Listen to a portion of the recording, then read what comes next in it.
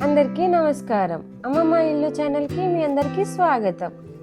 ఈరోజు ఎంతో టేస్టీగా పూజ అనగానే అందరికీ గుర్తొచ్చే ప్రసాదంలో ఒకటైన బెల్లం పరమాన్నం ఎలా చేయాలో పర్ఫెక్ట్ కొలతలతో పాలు విరగకుండా పరమాన్నం గట్టి పడకుండా ఎలా చేయాలో చూపించేస్తా. వచ్చేయండి చేసేద్దాం.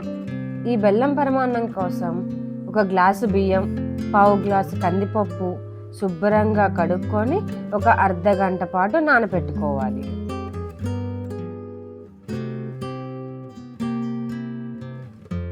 చూసారు కదా, పప్పు బియ్యం శుభ్రంగా నానిపోయాయి. పొయ్యి మీద పాలు పెట్టుకొని పాలు పొంగి వచ్చిన తర్వాత ఇవి అందులో వేసుకొని ఉడకబెట్టేసుకోవాలి. ఈ బెల్లం పరమాన్నం కోసం మనం ఏ గ్లాస్తో అయితే బియ్యం తీసుకున్నామో అదే గ్లాస్తో 4 గ్లాసుల పాలు, 2 గ్లాసుల బెల్లం, 2 టేబుల్ స్పూన్ల నెయ్యి, కొన్ని జీడిపప్పు, కొన్ని బాదం పప్పు, ఒక 4 యాలకులు, కొంచెం పచ్చకర్పూరం. ఇక్కడ కనిపించడం కోసం కొంచెం ఎక్కువగా పెట్టిన అందులో సగం వేసుకుంటే సరిపోతుంది. ముందుగా స్టవ్ వెలిగించుకొని అడుగు మందపాటి ప్యాన్ ఒకటి పెట్టేసుకున్నాం. ఇందులో ఇప్పుడు అడుగు మందపాటి ప్యాన్ తీసుకొని ఏ గ్లాస్తో అయితే మనం బియ్యం తీసుకున్నామో అదే గ్లాస్తో 3 గ్లాసులు మంచినీళ్ళు పోసుకోవాలి. వాటితో పాటు 4 గ్లాసుల పాలు. ఇవన్నీ మరిగి పాలు పొంగొచ్చే వరకు ఉంచుకుందాం. పాలు పొంగొచ్చే లోపల పక్కన ఇంకొక స్టవ్ మీద ప్యాన్ పెట్టేసుకొని అందులో ఒక 2 టేబుల్ స్పూన్ నెయ్యి వేసుకొని ఈ జీడిపప్పు బాదం పప్పు ఫ్రై చేసుకొని పక్కన పెట్టేసుకుందాం.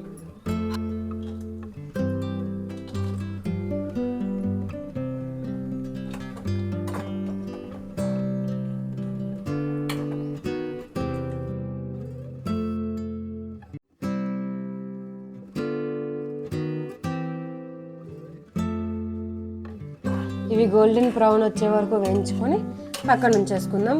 పరమాన్నం మొత్తం అయిపోయిన తర్వాత లాస్ట్లో వేసుకుంటే ఈ నెయ్యి ఫ్లేవర్ చాలా బాగుంటుంది. చూసారా, గోల్డెన్ బ్రౌన్ కలర్ వచ్చేసి ఇంకా స్టవ్ ఆఫ్ చేసేసుకుందాం.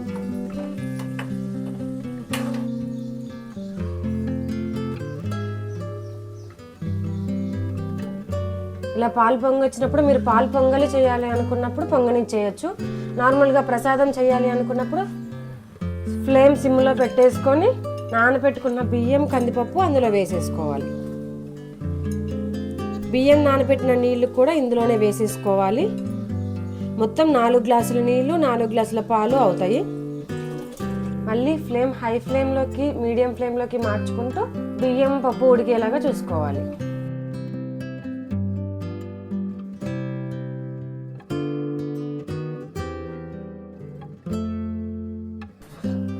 ఇదిగో అన్నం ఉడకడం స్టార్ట్ అయింది. పప్పు పూర్తిగా ఉడికేంత వరకు ఉడకబెట్టుకుంటూ ఉండాలన్నమాట. మధ్య మధ్యలో ఇలా కలుపుకుంటూ ఉంటే అడుగంటకుండా ఉంటుంది.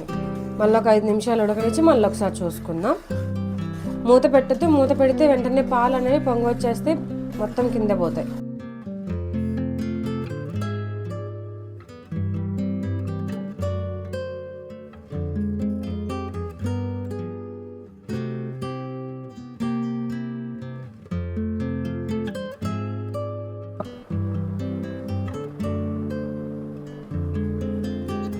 ఇంకా ఉడకలేదు, ఇంకొంచెం సేపు ఉడకాలి. ఈ పాలంతా ఎగిరిపోయి మొత్తం అన్నం దగ్గరకు వచ్చేయాలన్నమాట. చూసారు కదా, ఆల్మోస్ట్ అయిపోయింది. మొత్తం మెత్తగా ఉడికిపోయింది. ఇంకో 2 నిమిషాలు ఉడికితే ఈ నీరు కూడా ఎగిరిపోతుంది. ఆ తర్వాత బెల్లం వేసుకోవాలి. ఇంత లూజ్గా ఉన్నప్పుడు బెల్లం వేస్తే ఇంకా లూజ్ అయిపోతుంది. బెల్లం కరిగి బాగా దగ్గరకు వచ్చిన తర్వాత బెల్లం వేసుకుందాం. ఒక 2 నిమిషాలు ఉడకబెట్టుకుందాం. ఒక 4 యాలకులు కూడా దంచేసుకొని పక్కన పెట్టేసుకుందాం. అయిపోవచ్చింది కదా పరమాన్నం.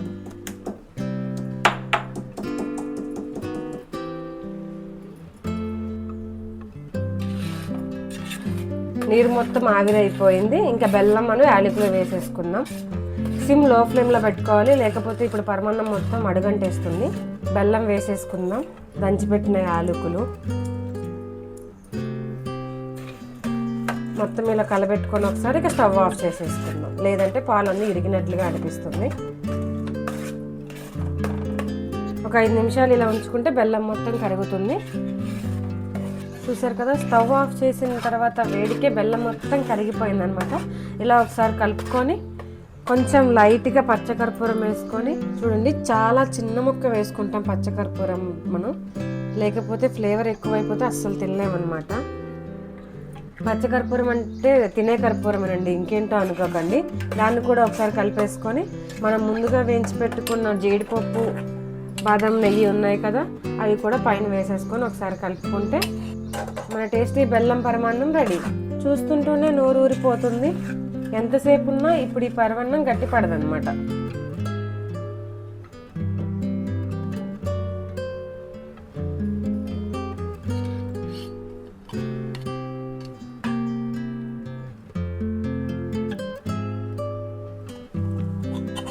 ఈ పరమాన్నాన్ని ఇలా నేతిలో సర్వ్ చేసుకుంటే దీని టేస్టే పూర్తిగా మారిపోతుంది. చాలా బాగుంటుంది. ఒకసారి ఇలా ట్రై చేసి చూడండి.